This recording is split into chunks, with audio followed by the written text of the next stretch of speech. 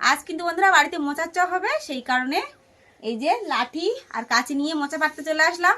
আর আমাদের এই কলার ঝাড়ের মোচাগুলো কিন্তু বেশ বড় বড় সাইজের। এখান থেকে দুটো মোচা পাড়া হয়েছে আর এখন কিন্তু একটা পাড়া হচ্ছে। আর এবছর এই ঝাড়ে 5টা কলার কাঁদি পড়েছে। মোচাটা এমন জায়গা হয়ে আছে যে পাড়াই যাচ্ছে না। এই যে বললো তো কতক্ষণ ধরে পারলাম।